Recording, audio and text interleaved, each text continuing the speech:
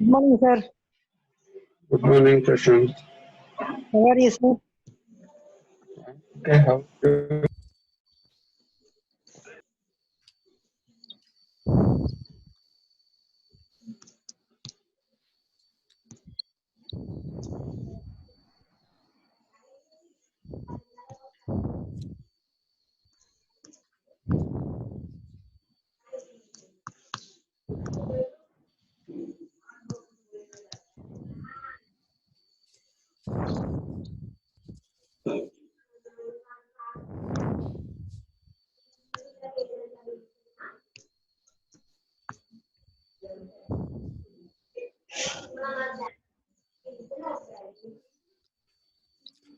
Okay, shall we get started?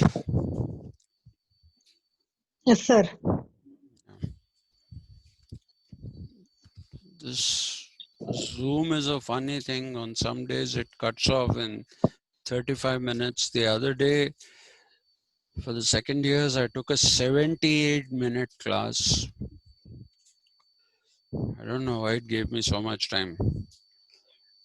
Anyway, so I'm not complaining.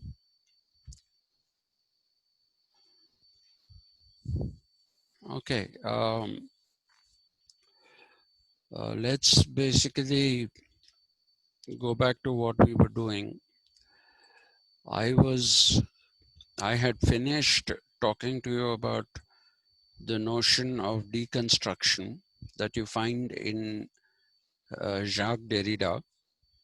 And I told you that the notion of deconstruction as seen in Derrida is actually a combination of the concept of destruct in German by Martin Heidegger, and to a certain extent also the notion of archaeology of knowledge that you find in Michel Foucault. So I told you that you see that what Derrida does is called post-structuralism, not in the sense that structuralism is over, but he sees some deficiencies within structuralism, which he thought he fixed with his whole idea of deconstruction of the ideas that you find in a text. And the whole notion of deconstruction as such is something which tells you that there isn't one meaning that a text carries. So in that sense, Derrida is also somehow very indirectly supporting what Roland Barthes had said in the death of the author. So while he wrote this work called Death of Barthes, he is not really against the idea of the author not being in control of the text.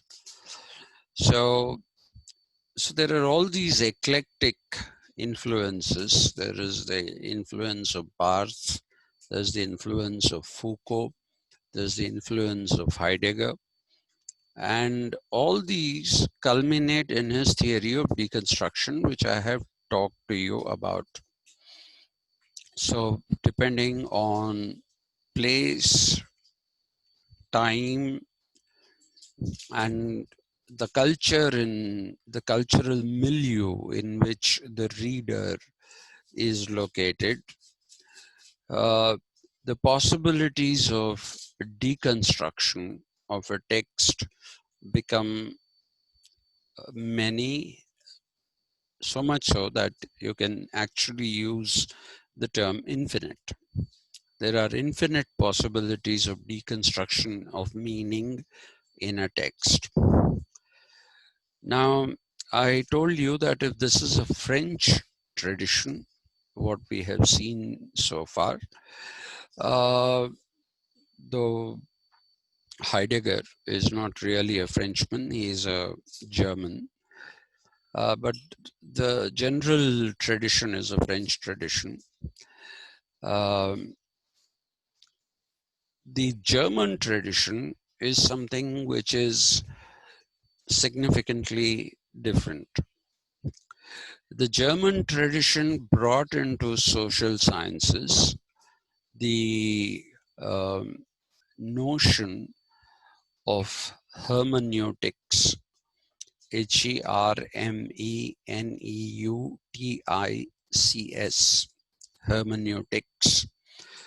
Hermeneutics is a Greek word, and what it meant originally was a messenger who carried some message. Okay, so the messenger who is being talked about here is not a messenger like a postman or somebody like a page, originally page boys as they were called. They're not talking about that. They are talking about an almost divine entity, a demigod like figure whose name is Hermes. Hermes was supposed to carry messages to the people from the gods. So that's how the hermeneutics thing came, from the name of Hermes, Hermes.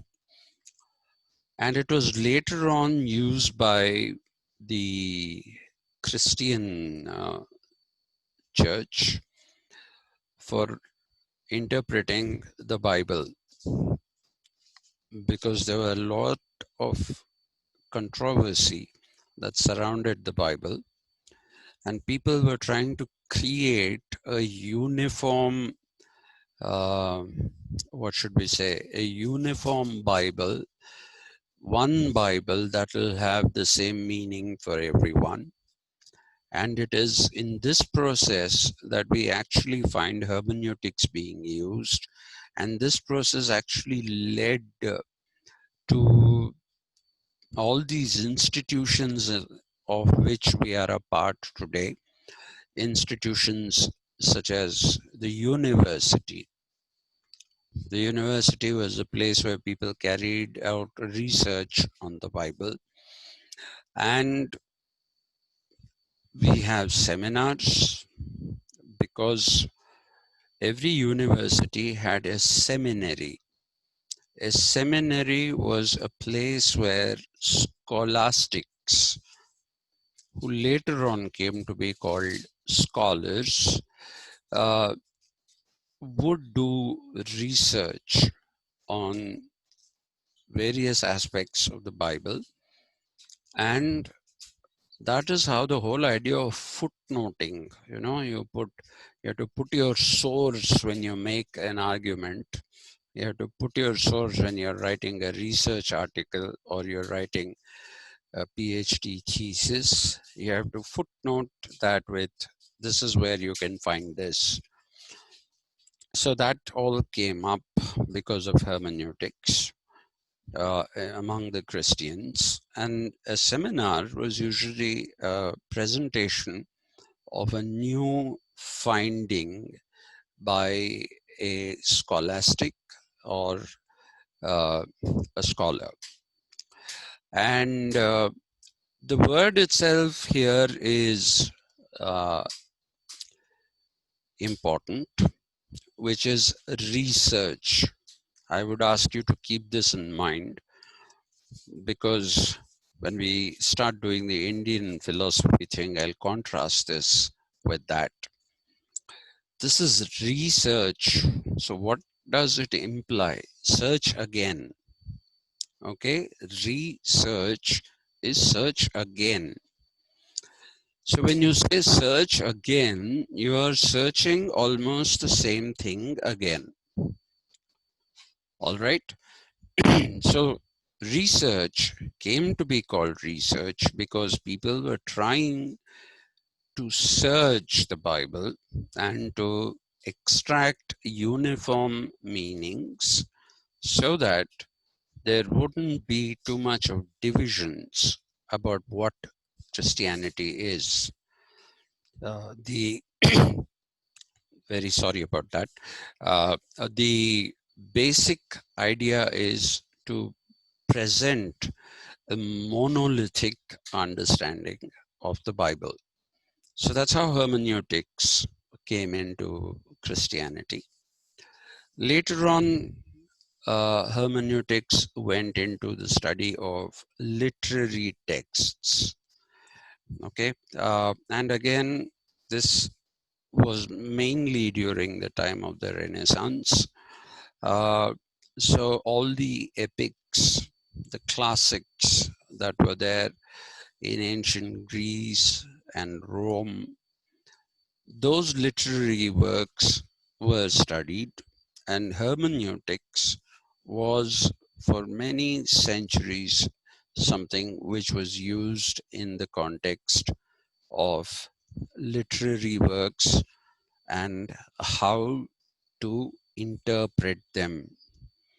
That is what it is. How does one interpret? That is the research thing there once again.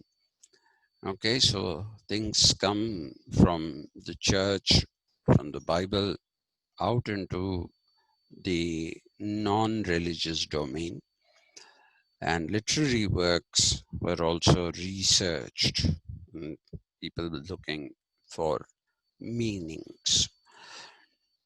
So most of the time, what we actually find is that hermeneutics remained within the realm of literature, not necessarily of any one language, but of different languages. It also had a huge significance in translations because people wanted to see if you were going to read, say, Homer's Iliad or Odyssey or any of Sophocles' works of tragedy. If you were going to read any of those, then the question was, how do you interpret them? So that is what it was used for. But it's about in the 19th century that you'll find that this thing of using hermeneutics with literature um, didn't stop, but it expanded its horizons.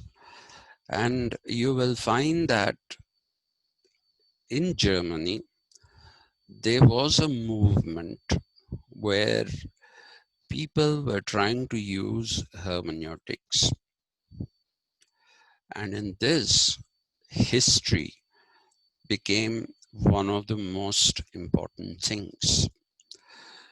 Now, you must understand that these hermeneutics that can be called hermeneutics of the social sciences or hermeneutics in the social sciences came up as a reaction to the positivist idea of knowledge, which basically said history and philosophy bring uncertainty into knowledge.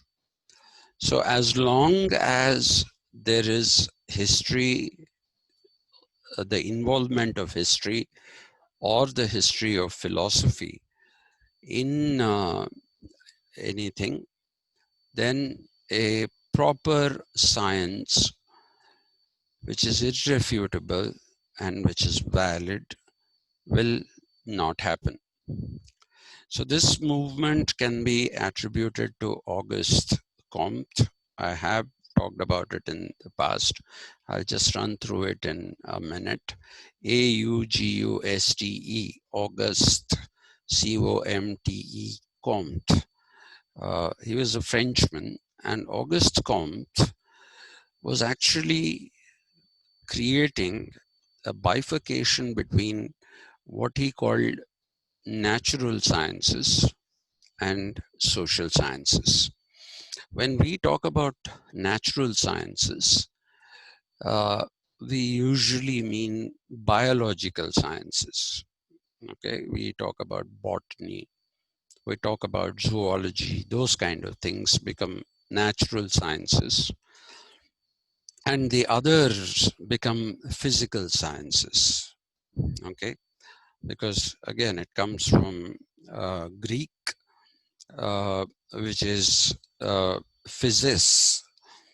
Okay, a physis is matter.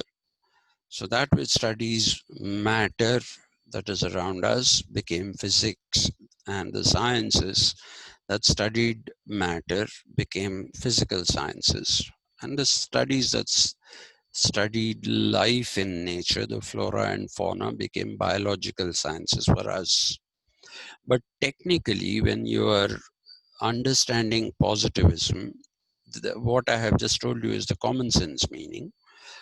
The technical meaning is sciences that deal with anything in nature that includes the whole of the universe are natural sciences. There is no division of them as physical and biological sciences. All of them are sciences. And natural science was supposed to be an explanation of natural phenomena in naturalist terms without taking recourse to supernatural categories and creating an irrefutable knowledge which is based in fact or in facts. And this knowledge should be verifiable.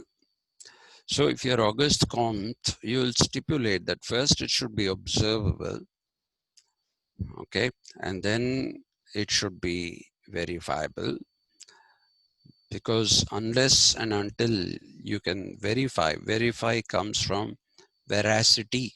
Veracity is truth, correctness, okay. Unless something lends itself to verification, it is not a science. This is what you find in Auguste Comte. So he would say a statement like God exists is an unscientific statement, because you cannot prove that God exists.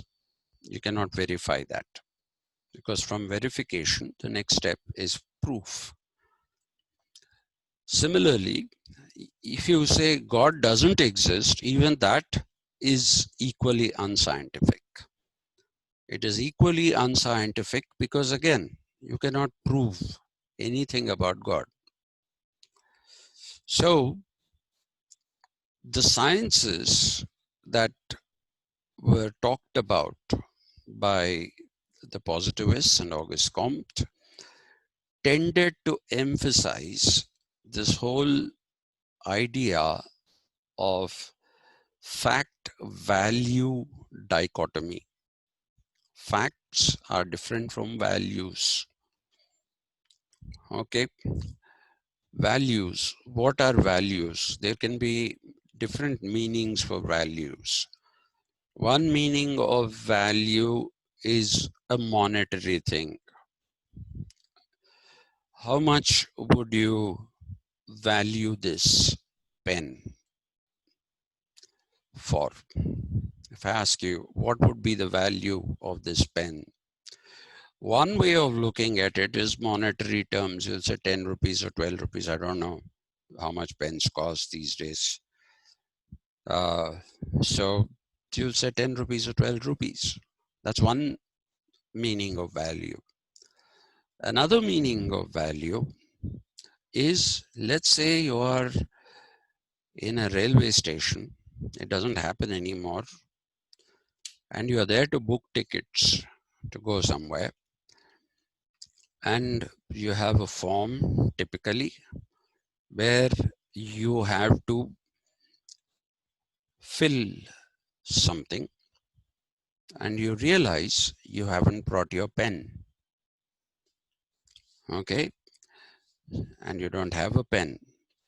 At that time, the value of the pen is something else. It's not monetary, but the value is necessity. Okay, that becomes necessity. Without a pen, you can't fill the form. Without the form, you can't book the tickets. So that is one way of looking, another way of looking at value. And a third way of looking at value is the importance that you attribute to something.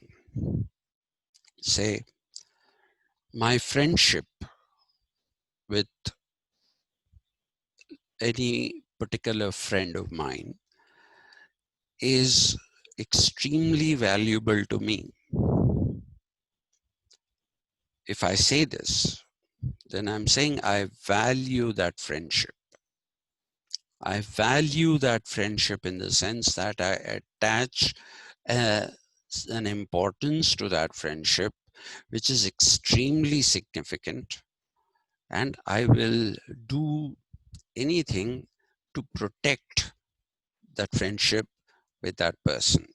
That is another set of values. That is another idea of value, sorry. Then there is a fourth idea of value, which is derived out of morality. Okay, when you talk about morality, then you say our morality gives us a system of values. And what are these values that we talk about? These are the principles according to which we live our life. Okay, so somebody may say, come what may, I will not, I will basically not copy in an exam to pass. That is morally wrong. You are supposed to know the answer. You're supposed to have studied. And if for whatever reasons you have not studied, then you are not ready to write the answer, then you deserve to fail. So I'd rather fail than copy and pass. This is a moral value. Some people also call it an ethical value. So now what Comte is saying is that philosophy is full of moral values. And the basis of morality has never been established. Why does something become moral? Okay, in our system of family, for instance, in South India, you can marry your mother's brother if you're a girl. You can marry your mother's brother, or if you're a boy, you can marry your mother's brother's daughter. This is incest, family, marriage in the same family. Okay, so people ask this question, how is it that you will not marry your father's brother's daughter, father's brother's daughter, but you can marry your mother's brother's daughter? So people say that is where, the gotra changes. Here, Gotra doesn't change. But technically, they are both the same. Technically, they are both the same. Westerners are appalled at this idea. Among Muslims, you have a system where you can marry your your father's brother's progeny, whether it is a girl or a boy. You can also marry your aunt's children. And if you go back to the Egyptian times, it was a rule to marry your own sisters. The pharaohs who ruled Egypt had to marry their own sisters, not cousins. So why has that become wrong?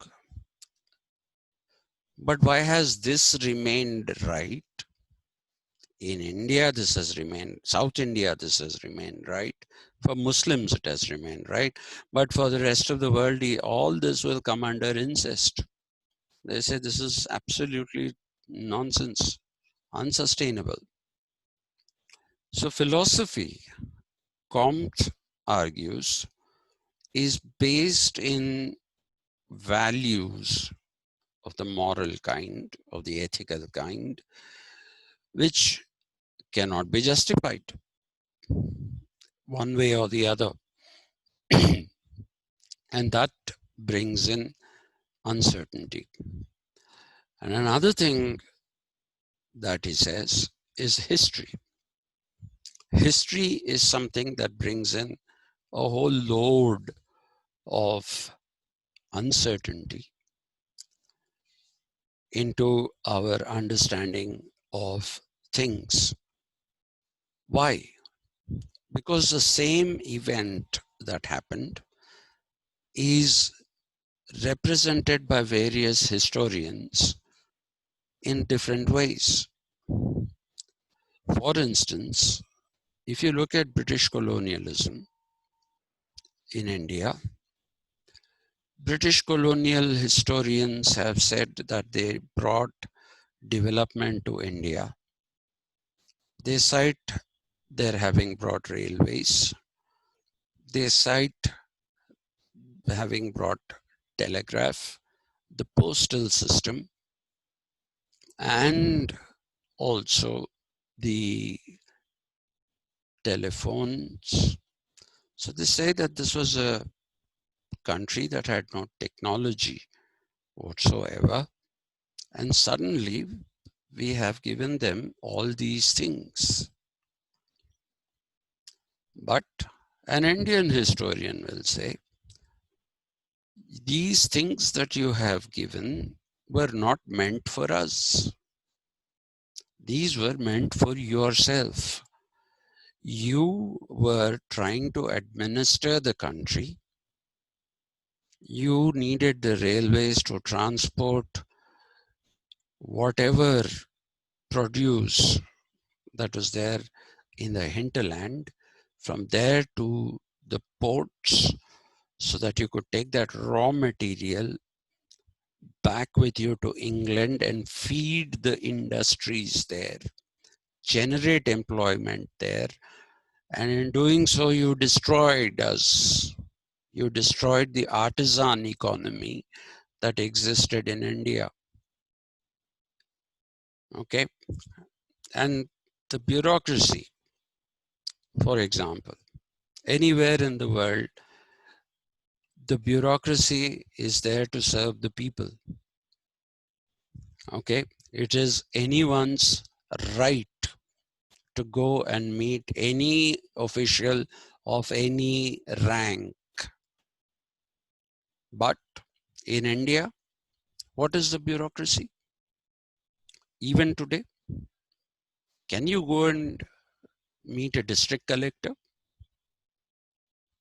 Can you go and meet the Secretary of Higher Education? Can anyone walk into the secretariat to meet anyone? You will be told, no, you can't go.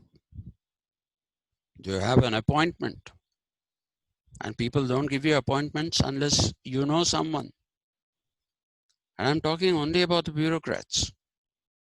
What about all these people for whom we vote? Can we meet them?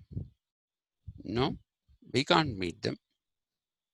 So these are all systems that were put in place to serve the British system, to serve the British officers. And when they left behind these offices, which were occupied by the traditional upper caste originally, because they had access to learning. And till today, the colonial psyche continues in all these offices, irrespective of people's castes. Irrespective of people's castes. That's what it is today. So the bureaucracy doesn't serve the people, it serves itself. What Robert Merton calls, housekeeping functions. The bureaucracy is so preoccupied with keeping itself in order that it does nothing for the people, even in other parts of the world. So you see, these are not advancements at all, which is precisely the point that Gandhi was making. And Gandhi was against urbanization. Gandhi was against industrialization, because for him, capitalism was an unethical system. Because in capitalism, you have this idea that we want profit at any cost. So it becomes amoral. We think ours is a very corrupt country. Other countries in the world, especially the Western countries, are somehow better than us. They are not. They are as corrupt as we are, maybe more. Please read Noam Chomsky's Manufacturing Consent. Okay, and he'll tell you that American democracy is a sham. 538 people actually elect a president of a country who picks up people as secretaries who are not even elected. They are his choice. He nominates judges. So what kind of a system is this? Is this even a proper system of representation? No. There is a popular vote. The popular vote doesn't matter. In 2016, Hillary Clinton got a few million more votes than the popular vote, which goes in deciding the electoral college. She got about 4 million votes more than Donald Trump did. But the 538 people voted for Trump, and that's what matters. Same thing happened in the year 2000. Al Gore got the popular vote, he claimed. George Bush got the vote from George W. Bush, got the vote of the Electoral College, and the Supreme Court said the Constitution does not give any importance to these popular votes. So what counts is those 538 votes.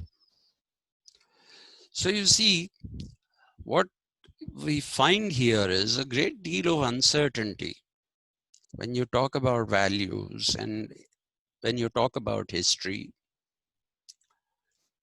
Are we correctly representing things in history? And Auguste Comte says, no, history is always written from a point of view. It is always written from a point of view, and when 2 or 3 points of view come opposite each other about one event, then how do you decide which account of that event is true? So he said, get rid of history, get rid of philosophy from the social sciences. Otherwise, you will never have a social science. And so the positivist attempt was facts are scientific, values and history are philosophical. So fact value dichotomy. If you rely on values, then you don't have certain knowledge. If you rely on facts, then you get certain knowledge. But people found a problem with it. Max Weber asked a question. He said, can you live your life without any kind of a value orientation? So let's kind of put that in an example. Would we have been an independent country today if our forefathers did not attach great value to independence and self-rule? Had they not sacrificed their lives, had they not fought for independence, would we have got independence? We wouldn't have got independence. We would have remained a slave nation. So how can you not have values? That is a question Weber asks. Can you live your life without value orientations? And he says, no. What are value orientations today are potentially facts tomorrow. In the 1930s, 1940s, 1920s, people wanted independence. That was a value that they cherished. And that became a reality in 1947. And today, of course, we take it for granted. We are willing to break our states. We are pointing out fingers at each other and saying, you and I are different. That's a different story altogether. Churchill said something very derogatory about India. And we have worked very hard to prove him right. Churchill said, India will be ruled one day after the stalwarts of the freedom movement are gone. He says it will be ruled one day by people of straw. Straw, you understand? Dried grass. With no morals, no scruples, and corruption will abound. There will be no such thing as people being united. People will be divided against each other. He said all these things. And he said, it is the uneducated, the rowdy elements of society that will take over India. And that's precisely what has happened in this country. So anyway, so history is very important. That is what I'm trying to establish. And when hermeneutics was brought into history by the Germans, the first person who I will mention, he's not necessarily the first person, is Wilhelm Dilthey. W-I-L-H-E-L-M, Wilhelm, D-I-L-T-H-E-Y, Dilthey. Dilthey brought hermeneutics into social sciences. I used to wonder why people were pronouncing this as hermeneutics. I found out that that is because of the Germans. The German, like Reuter, R-E-U-T-E-R, is a German company. It's not